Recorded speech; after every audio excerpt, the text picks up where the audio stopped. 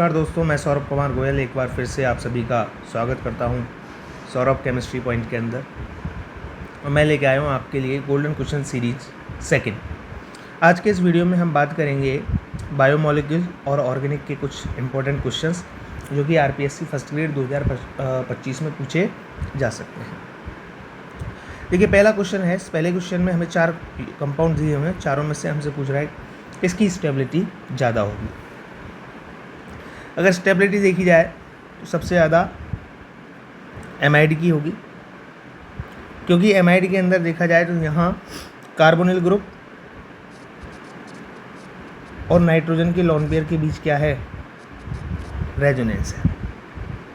क्या है, रेजोनेंस, जिसकी वजह से हमारा सबसे ज़्यादा स्टेबिलिटी जो होगी वो होगी डी की, यानी कि एमाइड्स की। अब हमारा चौथा ऑप्शन कट गया, हमारे पास बचा 1, 2 और 3। इसके बाद देखते हैं सबसे कम जो स्टेबिलिटी यहाँ पे होगी, या हम देखें एमाइड से कम जो स्टेबिलिटी होगी वो हमारी होगी एसिड क्लोराइड की। एसिड क्लोराइड की होगी, यानी कि अब हमारे पास ऑप्शन कट गया 1 और 3, यानी कि हमारा आंसर रहेगा क्या, 2। सबसे कम जो स्टेबिलिटी होती है वो होती है एस्टर की, क्योंकि यहाँ रेजोनेंस जो है उसका इफेक्ट बहुत ज़्यादा क्या होता है, कम होता है as compare to amide and chloride.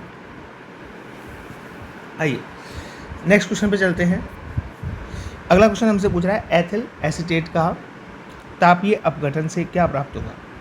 तो देखिए, हमारे पास ये है ethyl acetate.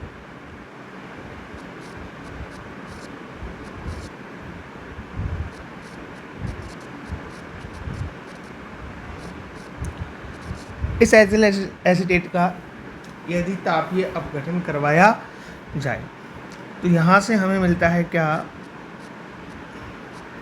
CH3 C double bond OH, और साथ में मिलेगी क्या, एल्कीन। यानी कि एथिल एसीटेट का जब थर्मल डिकम्पोजिशन करवाया जाएगा तो एक तो हमें मिलेगा एसिड और एक हमें मिलेगी एल्कीन। हमारे ऑप्शन में एसिड दिया नहीं है, इसका मतलब हमारा ऑप्शन होगा क्या, एल्कीन। इसके बाद अगला क्वेश्चन हमसे पूछा गया है, 4 ऑप्शन है, इनमें से पूछा है प्रबलतम अम्ल कौन सा होगा। देखिए, प्रबलतम अम्ल यदि मैं यहाँ देखूँ तो मेरे पास पहला दे रखा है CH2 C double OH F। अब यहाँ देखो F जो है ये -I इफेक्ट लगाता है, -I इफेक्ट लगाएगा, इसका मतलब इलेक्ट्रॉन विड्रॉ कर रहा है। इलेक्ट्रॉन विड्रॉइंग ग्रुप जितने ज़्यादा होंगे या -I इफेक्ट जितना ज़्यादा होगा H+ उतना ज़्यादा निकलेगा, और H+ जितना ज़्यादा निकलेगा हमारा एसिड उतना ही ज़्यादा क्या होगा, स्ट्रॉन्ग होगा। अब देखो, यहाँ केवल एक F है, यहाँ एक क्लोरीन है, यहाँ 2 F है और यहाँ 2 क्लोरीन है। तो देखो, अगर मैं देखूँ हेलोजेंस में फ्लोरीन, क्लोरीन, ब्रोमीन, आयोडीन, सबसे ज़्यादा इलेक्ट्रोनेगेटिविटी होती है किसकी, फ्लोरीन की। इसका मतलब सबसे ज़्यादा -I इफेक्ट किसका होगा, फ्लोरीन का। इसका मतलब ऑप्शन 2 और ऑप्शन 3 तो हमारे घट गए।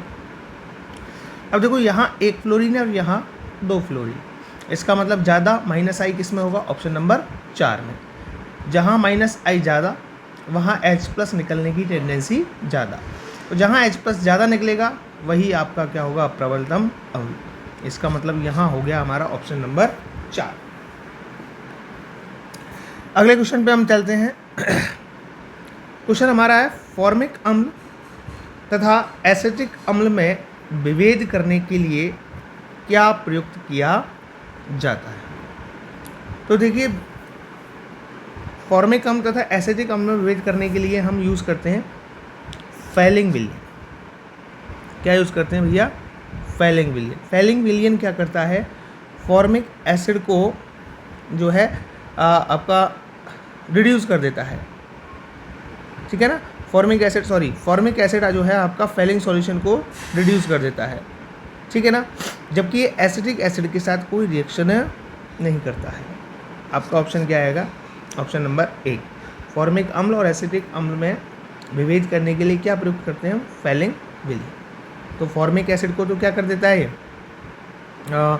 सॉरी फॉर्मिक एसिड हमारे फेलिंग सॉल्यूशन को क्या कर देता है? रिड्यूस कर देता है, जबकि एसिड एसिटिक एसिड के साथ किसी प्रकार की कोई रिएक्शन नहीं करता, जिससे हम पता लगा लेते हैं भैया कि यहाँ पे हमारा एक फॉर्मिक एसिड है और एक एसिटिक एसिड है।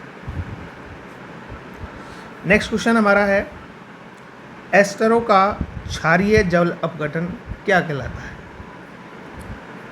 ठीक है ना, एस्टरों का क्षारीय जल अपघटन क्या कहलाता है? तो देखो एस्टरों का जो क्षारीय जल अपघटन होता है उसको हम कहते हैं साबुनीकरण। क्या कहते हैं? साबुनीकरण। ठीक है ना। अगला क्वेश्चन देखो, एस्टरों का क्षारीय जल अपघटन करा के ही हम क्या बनाते हैं? साबुन बनाते हैं। क्या बनाते हैं? साबुन। ठीक है, मैं आपको एक बार बता दूं साबुनीकरण क्या होता है। सल्फोनिफिकेशन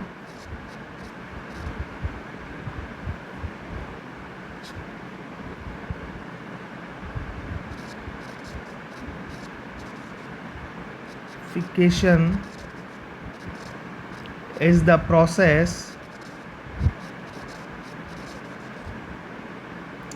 of breaking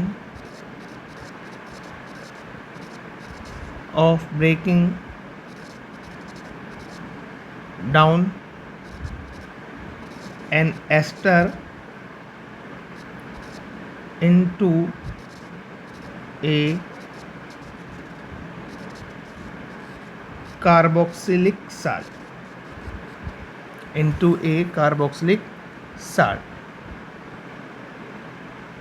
ठीक है। और जो हमारे कार्बोक्सिलिक साल्ट होते हैं वो जनरली क्या बनाते हैं? साबुन। एस्टरों का क्षारीय जल अपघटन क्या कहलाता है? साबुनीकरण। अगला क्वेश्चन हमारा है, एसिड एमाइड के जल अपघटन से क्या प्राप्त होता है? यानी एसिड एमाइड हमारा CH3 डबल बॉन्ड O, इसका हमें करवाना है क्या? जल अपघटन।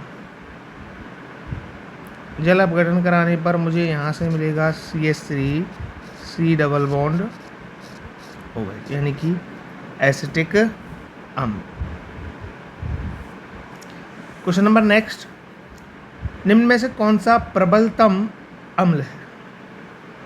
प्रबलतम अम्ल पहला हमें दे रखा फॉर्मिक एसिड यानी कि HC डबल बॉन्ड OH। दूसरा हमें दे रखा है क्लोरो एसिटिक एसिड यानी कि ClCH2 C डबल OH, अभी बताया था मैंने आपको। तीसरा हमें दे रखा प्रोपेनोइक यानी कि CH3 CH2 C double OH, और उससे अगला दे रखा है CH3 C double OH, acetic अम्ल। यहाँ पे हमें बताना है प्रबलतम अम्ल कौन सा। तो देखिए प्रबलतम अम्ल यहाँ देखो वही -I इफेक्ट केवल क्लोरीन का लग रहा है, इसका मतलब सबसे ज़्यादा प्रबलतम अम्ल कौन सा हो जाएगा? क्लोरो एसिटिक अम्ल। कौन सा हो जाएगा? क्लोरो एसिटिक अम्ल। इसके बाद अगला क्वेश्चन है, टॉलेन अभिकर्मक द्वारा ऑक्सीकरण किया जा सकता है। ठीक है ना। देखो टॉलेन अभिकर्मक जो है, इस टॉलेन अभिकर्मक का यूज एल्डिहाइड और कीटोन के बीच अंतर के लिए किया जाता है।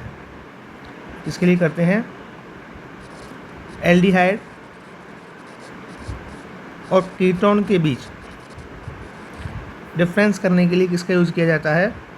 टॉलेन अभिकर्मक का यूज किया जाता है।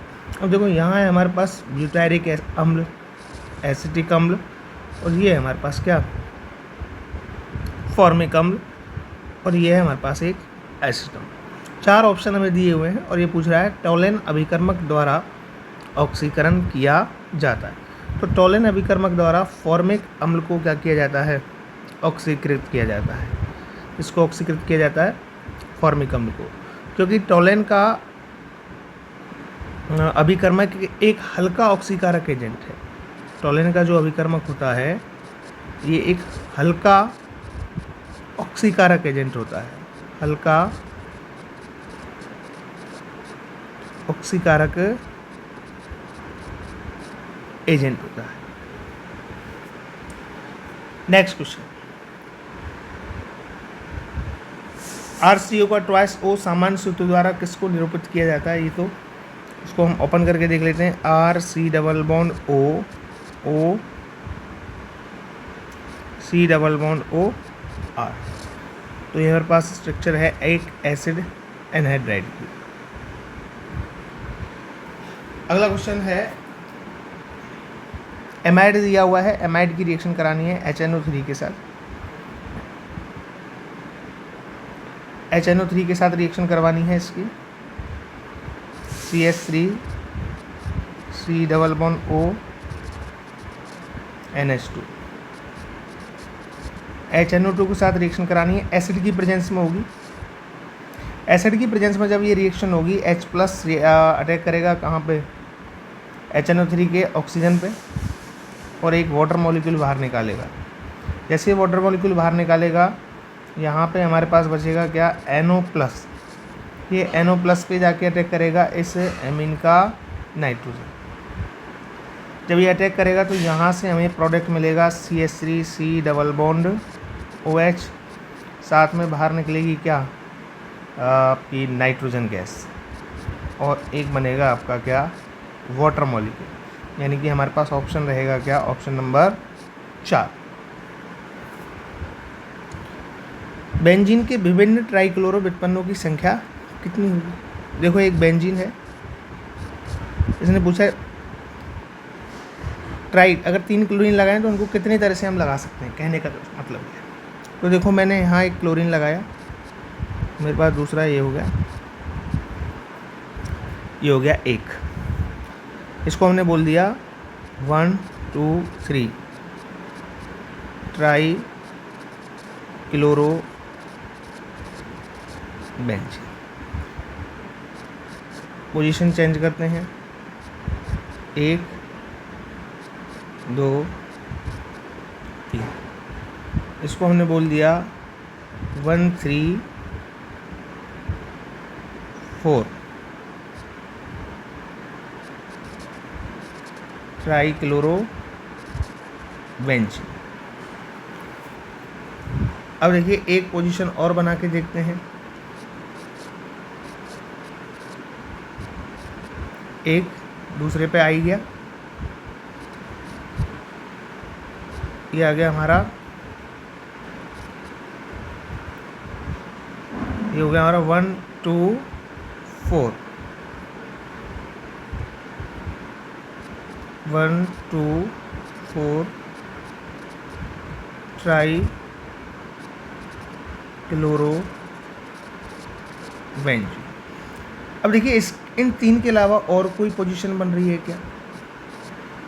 अगर मैं क्लोरीन यहाँ लगाता हूँ तो 2 पे मैं पहले लगा चुका हूँ, 3 पे भी लगा चुके हैं हम, और 4 पे भी लगा चुके हैं। अगर इधर कोई पोजीशन हम लगा के देखते हैं, अगर मैं यहाँ एक क्लोरीन लगाऊँ और एक क्लोरीन यहाँ लगाऊँ, तो बात वही हो गई 1 3 4। इसका मतलब हमारे पास टोटल बेंजीन के कितने व्युत्पन्न बनेंगे? हमारे पास टोटल व्युत्पन्न बनेंगे 3, और क्वेश्चन में हमें 3 ऑप्शन नहीं दे रखा है। इसका मतलब हम किसी भी एक ऑप्शन को काट के क्या कर देंगे? 3। जैसे यहाँ 4 दे रखा है, तो हमारा आंसर क्या रहेगा? यहाँ पे 4 रहेगा, सॉरी 3 रहेगा। बेंजीन के ट्राइक्लोरो व्युत्पन्नों की संख्या कितनी हो जाएगी? 3 हो जाएगी। आइए, अगला क्वेश्चन है हमारे पास, निम्न में कौन एरोमेटिक है? अब एरोमेटिसिटी देखने के लिए हमें जनरली यूज़ करना होता है हकल रूल। हकल रूल क्या कहता है? 4n + 2 पाई, इलेक्ट्रॉन जहाँ घूम रहे होते हैं वो हकल रूल फॉलो कर रहा होता है। इसके अलावा आपका मॉलिक्यूल कैसा होना चाहिए? प्लेनर होना चाहिए। इसके अलावा हमारे जो सिस्टम है वो कैसा होना चाहिए? कॉन्जुगेटेड होना चाहिए। कैसा होना चाहिए भैया? कॉन्जुगेटेड। अब देखिए, पहला जो हमें दे रखा है वो है नेफ्थलीन। पहली जो स्ट्रक्चर है किसकी है? नेफ्थलीन की स्ट्रक्चर है। इसके अलावा नेफ्थलीन की स्ट्रक्चर को अगर मैं आपको ओपन करके बताऊं, कुछ इस तरह की होती है। आप देखो, यहाँ 2 2 4 2 6 2 8 2 10 इलेक्ट्रॉन घूम रहे हैं।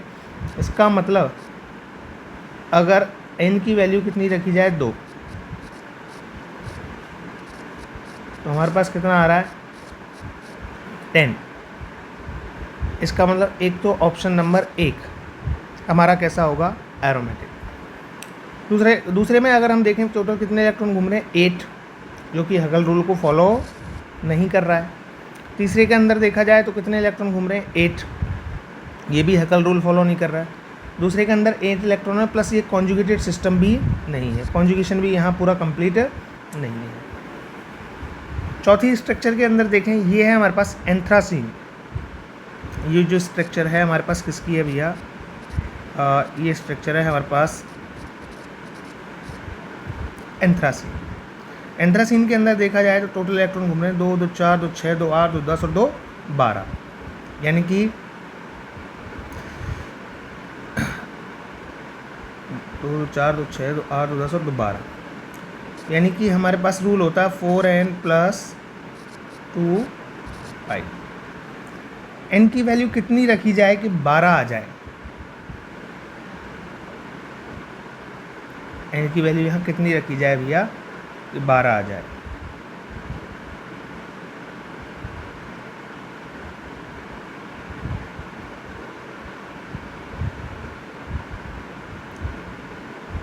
कि यहाँ एक इलेक्ट्रॉन की कमी है, एक इलेक्ट्रॉन यहाँ एक्स्ट्रा आएगा, स्ट्रक्चर में बनाया नहीं है।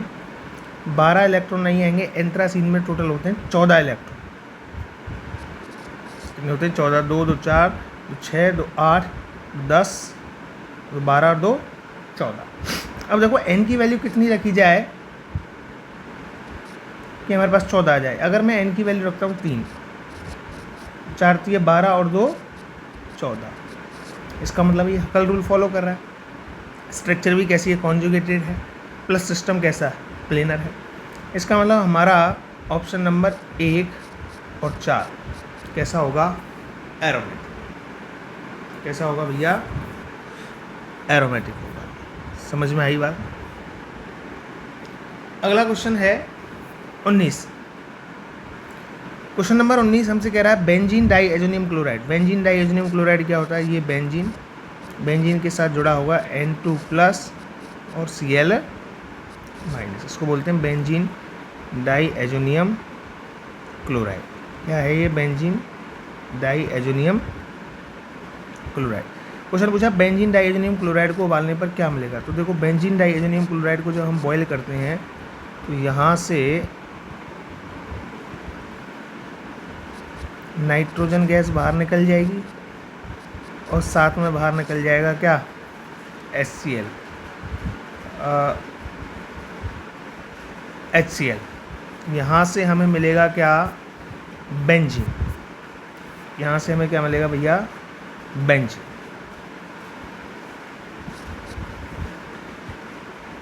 ठीक है, चलिए चलते हैं नेक्स्ट क्वेश्चन पे।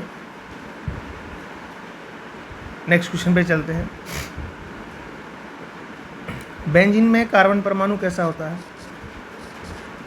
ये हमारा बेंजीन है, कार्बन के साथ डबल बॉन्ड एक single bond, that means benzene का कार्बन परमाणु कैसा होगा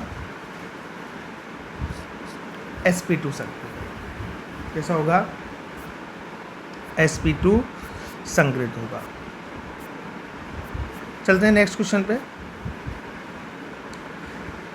पेट्रोलियम से बेंजीन का उत्पादन करने के लिए उसकी वाष्प को 1500 डिग्री सेल्सियस पर गर्म किया जाता है।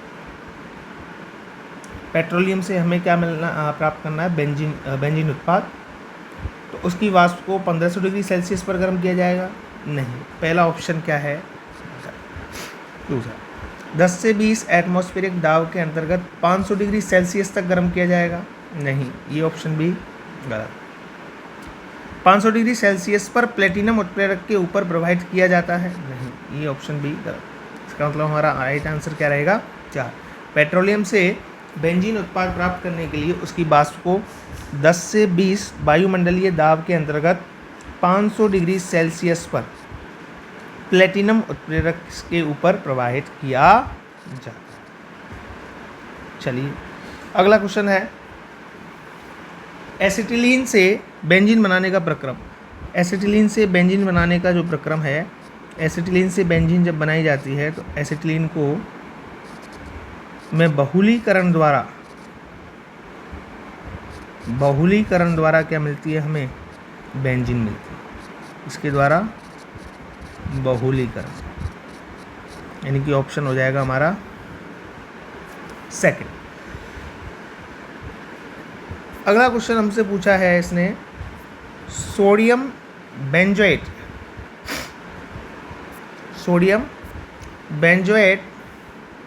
की क्षार की अभिक्रिया से प्राप्त होता है। सोडियम बेंजोएट, तो देखो सोडियम बेंजोएट क्या होता है? ये सोडियम बेंजोएट, इसकी क्षार से अभिक्रिया करानी, यानी कि NaOH से, है ना। आपको याद हो सोडा लाइम वाली रिएक्शन है ये, सोडा लाइम की प्रेजेंस में रिएक्शन करवाई जाती है। तो क्षार के साथ जब हम रिएक्शन कराएंगे तो यहाँ से हमें मिलेगा आपका बेंजीन, यहाँ से हमें मिलेगा बेंजीन, और साथ में आपकी बाहर निकल जाएगी Na2CO3, यानी हमारा राइट ऑप्शन रहेगा सी। क्वेश्चन नंबर नेक्स्ट, गैलेक्टोज को ग्लूकोज में परिवर्तित या गैलेक्टोज ग्लूकोज में परिवर्तित होती है। तो गैलेक्टोज ग्लूकोज में परिवर्तित होती है यकृत के अंदर। कहाँ पे होती है? यकृत के अंदर। और आपका जो गैलेक्टोज है, ये गैलेक्टोज एक मोनोसैकेराइड होता है, ये एक मोनोसैकेराइड होता है, ठीक है ना। चलिए अगला क्वेश्चन है, रतौंधी निम्न में से किसकी कमी के द्वारा होती है? तो सीधा आंसर है इसका क्या? Vitamin A. विटामिन ए के कारण रतौंधी रोग हो जाता है, और रतौंधी रोग से हमें कम रोशनी में दिखाई देना मुश्किल हो जाता है। विटामिन ए की कमी से अन्य लक्षण भी हो जाते हैं, जैसे कॉर्नियों का सूखना, और इसके अलावा धुंधला दिखना, सुस्त दिखना आदि। अगला क्वेश्चन हमारा है, जब एमाइलेज उत्प्रेरक स्टार्च को जल अपघटित करता है तो प्रमुख उत्पाद क्या बनेगा? ऑप्शन 1 सेलुलोज, ग्लूकोज, सुक्रोज और माल्टोज। हमारा आंसर रहेगा क्या? माल्टोज। देखिए जब जो हमारा एमाइलेज उत्प्रेरक होता है, ये एक पाचन एंजाइम है। एमाइलेज उत्प्रेरक एक पाचन एंजाइम है,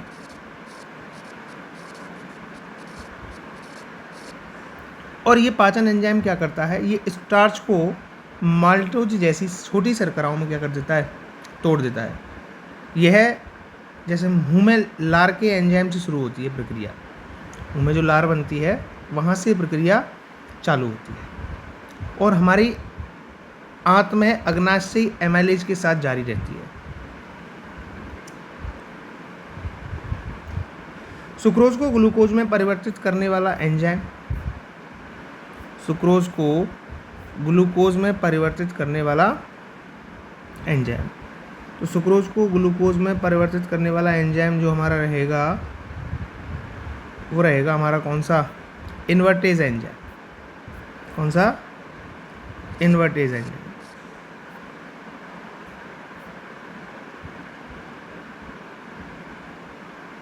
अगला क्वेश्चन,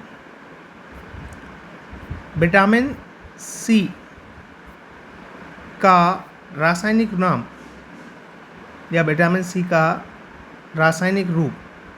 तो देखो विटामिन सी का रासायनिक नाम है एस्कॉर्बिक अम्ल। कौन सा है? एस्कॉर्बिक अम्ल। अगला क्वेश्चन हमारा, एंजाइम पेप्सिन जल अपघटित करता है। क्वेश्चन है हमारा, एंजाइम पेप्सिन जल अपघटित करता है। तो एंजाइम पेप्सिन जो है हमारा प्रोटीन को एमिनो अम्लों में, इसको प्रोटीन को एमिनो अम्लों में क्या कर देता है? ये जल अपघटित कर देता है। इसे अगला क्वेश्चन है, उपापचयी प्रक्रम में निम्न में से कौन अधिकतम ऊर्जा देता है? आंसर रहेगा लिपिड। एक एमिनो एसिड के लिए कितने न्यूक्लियोटाइडों का अनुक्रम मैसेंजर आरएनए में कोडेन बनाता है? 3। आंसर कितना रहेगा? 3 न्यूक्लियोटाइडों का अनुक्रम।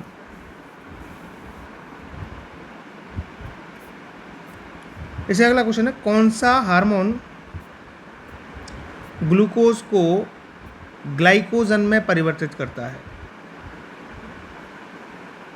ग्लूकोज को जो ग्लाइकोजन में परिवर्तित करता है उस हार्मोन का नाम है हमारा इंसुलिन। इंसुलिन हार्मोन जो है अग्नाशय द्वारा उत्पादित किया जाता है।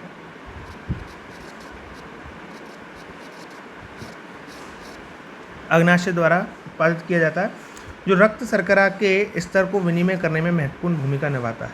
इसमें रक्त शर्करा के स्तर को विनियमित करने में महत्वपूर्ण भूमिका निभाता है।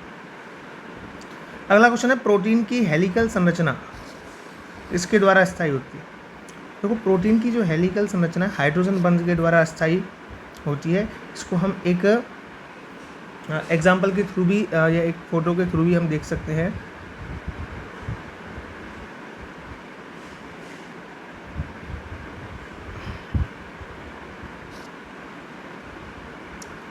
इसे अगला क्वेश्चन है, निम्न में कौन सी एंटी कैंसर स्पीसीज मानी जाती है? आंसर रहेगा सेकंड, सिस्प्लैटिनम। निम्न में से कौन सी संरचना पेप्टाइड श्रृंखला को निरूपित करती है? तो देखो, पेप्टाइड श्रृंखला को जो संरचना निरूपित करती है वो होती है NCCN। अब देख लो आप, इस तरह की फॉर्मेट में कौन सी है? ये हो गई NCCC, ये नहीं हो सकती। इसको देखें, NCCN यानी कि ये है। इसमें NCC ये नहीं हो सकती और ये भी नहीं हो सकती। आंसर रहेगा हमारा कौन सा? 2। आई होप कि आपको जो क्वेश्चंस मैंने करवाए समझ में आए होंगे। मिलते हैं नेक्स्ट वीडियो में। Thank you so much.